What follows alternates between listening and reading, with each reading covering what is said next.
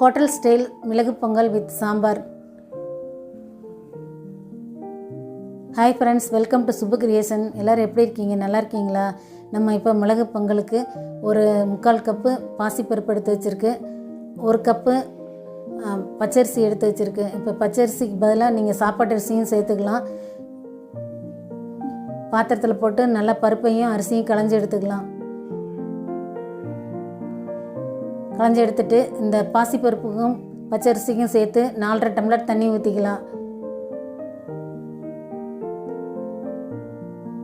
இப்போ நம்ம எல்லாம் குக்கரில் செய்ய போகிறோம், அதுக்காக பாசிப்பருப்பையும் பச்சரிசியும் ஒன்றா சேர்த்து வச்சிடலாம்.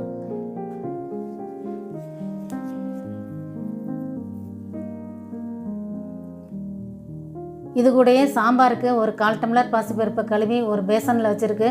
அதுக்கு தேவையான அளவு தண்ணி ஊற்றி நம்ம அந்த பொங்கலுக்கு மேலேயே வச்சு ஒரு மூடி போட்டு குக்கரில் வச்சு 4 விசில் விட்டு கேஸ் ரிலீஸ் ஆனோன்னு எடுத்துக்கலாம். இதுக்கு இஞ்சி, பச்சை மிளகா, கருவேப்பிலை, கொத்தமல்லி, பெருங்காயம், மிளகு, சீரகம் வேணும். மிளகை மட்டும் அரைகுறையாக உடச்சிக்கலாம், இல்லைன்னா முழுசாகவும் போட்டுக்கலாம். சாம்பாருக்கு பச்சை மிளகா, கருவேப்பிலை, தக்காளி பழம் 2, 10 சின்ன வெங்காயம், கொத்தமல்லி, இது இட்லி சாம்பார் பொடி எடுத்து வச்சுருக்கு. தக்காளியை பொடியை நறுக்கிக்கலாம், வெங்காயத்தை தோல் உரித்து எடுத்து வச்சுக்கலாம், இஞ்சியும் பச்சை மிளகாயும் நறுக்கி எடுத்துக்கலாம். இப்போ சாம்பார் எப்படி வைக்கலான்னு பார்க்கலாம் வாங்க. கடாயை அடுப்பில் வச்சு எண்ணெய் ஊற்றி கடுகு தாளிச்சிக்கலாம். கடுகு பொரிஞ்சோடனே கருவேப்பிலையை சேர்த்துப்போம். அது கூடவே பச்சை மிளகாயும் சேர்த்துப்போம். இப்போ உரித்து வச்ச வெங்காயத்தையும் சேர்த்தாச்சு. லேசாக வதக்கி விட்டுக்கலாம், கலந்து விட்டுக்கலாம். இப்போ நம்ம நறுக்கி வச்சுருக்க தக்காளியும் சேர்த்துக்குவோம். சேர்த்துட்டு கொஞ்சம் கலக்கி விட்டுக்கலாம் வதங்குறதுக்கு. அது கூடயே கொஞ்சம் தண்ணி ஊற்றிக்கலாம். இந்த சாம்பார் கொஞ்சம் தண்ணியாக வச்சா தான் நல்லாயிருக்கும். இதுக்கு கொஞ்சம் வேகிறதுக்கு உப்பு போட்டுக்கலாம். இது இட்லி சாம்பார் பொடி, இது இருந்ததுன்னா நீங்கள் சேர்த்துக்குங்க. இல்லைன்னா சாம்பார் பொடி சேர்த்துட்டு அது கூட ஒரு 1/2 ஸ்பூன் கொத்தமல்லி பொடி சேர்த்து கலக்கி வச்சுக்குங்க. இப்போ பாருங்கள், நல்லா தக்காளி வெங்காயம்லாம் வெந்துருச்சு, பருப்பும் எடுத்துகிட்டு இருந்தாச்சு. நல்லா இதை மசிச்சு விட்டு கொஞ்சம் தண்ணி ஊற்றி கலக்கி சாம்பாரில் ஊற்றணும்.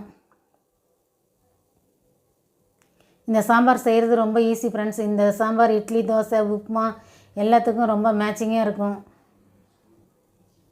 இப்போ பருப்பை சேர்த்துக்கலாம். சேர்த்துட்டு தேவையான அளவு தண்ணி ஊற்றி கொதிக்க வைக்கணும். நல்ல கொதி வாசம் வரும். அதுக்கப்புறம் இந்த பொடியை தண்ணி ஊற்றி கலக்கி இதோடு சேர்த்துக்கலாம். சேர்த்துட்டு ஒரு கொதி வரணும், கலக்கி விட்டுக்குவோம். இந்த பொடி நான் அடுத்த வீடியோவில் உங்களுக்கு போடுறேன். இப்போ கொத்தமல்லியை தூவி கலக்கி விட்டுட்டு எடுத்து வச்சோம்னா சாம்பார் ரெடி. பொங்கலுக்கு நம்ம இஞ்சியும் பச்சை மிளகாயும் நறுக்கி வச்சுருக்கு, முந்திரி பருப்பு எடுத்து வச்சுருக்கு. பொங்கல் பாருங்கள் நல்லா வெந்துருச்சு. இதை நல்லா ஒரு கரண்டி வச்சு கலக்கி விட்டோம்னா நல்லா மசிஞ்சிரும். தேவைப்பட்ட கெட்டியாக இருந்தால் ஒரு வெந்நீர் சுடுதண்ணி வச்சு ஊற்றி கலந்துக்குங்க. இப்போ ஒரு கடாயை அடுப்பில் வச்சு தாளிப்பு பண்ணலாம். அதுக்கு நெய்யும் எண்ணெயும் சேர்த்து ஒரு 2 ஸ்பூன் ஊற்றிருக்கு. இதில் இஞ்சி சேர்த்துக்கலாம், பச்சை மிளகாயும் சேர்த்துக்கலாம். பச்சை மிளகாய் பொங்கலுக்கு வாசனைக்கு மட்டும்தான். மிளகு, சீரகத்தை சேர்த்துக்கலாம். முழுசாகவும் மிளகை போட்டுக்கலாம், ஆனால் இப்படி போடும்போது நல்ல வாசனையாக இருக்கும். நம்ம குழந்தைங்க எடுத்து வச்சு வேஸ்ட் பண்ண மாட்டாங்க, சாப்பிட்டுக்குவாங்க. இப்போ பாருங்கள், கருவேப்பிலையும் சேர்த்தாச்சு.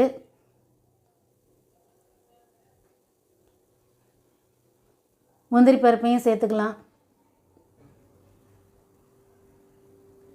சேர்த்துட்டு எல்லாம் நல்லா கொஞ்சம் கலக்கி விட்டு வதக்கிக்கலாம். இப்போ பெருங்காய பொடியை போட்டுக்குவோம். போட்டுட்டு நல்லா பொரிஞ்சு வாசம் வரணும். பெருங்காயமும்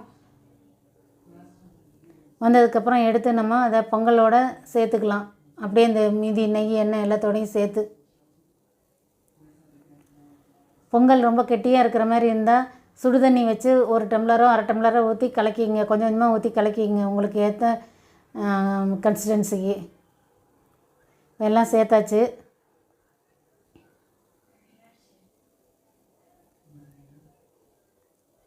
இந்த பொங்கலுக்கு தேவையான உப்பையும் சேர்த்துக்குவோம். கொத்தமல்லி பொடியை அரைஞ்சி இதோடையே சேர்த்துக்கலாம். இப்போ நல்லா எல்லா இடமும் உப்பு இந்த மிளகெல்லாம் படுற மாதிரி கலக்கி விட்டுக்குவோம்.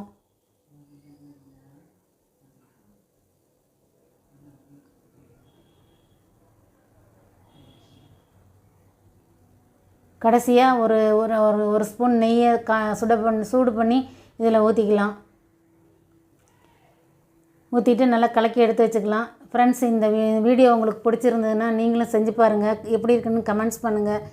உங்கள் ஃப்ரெண்ட்ஸுக்கு ஷேர் பண்ணுங்கள்.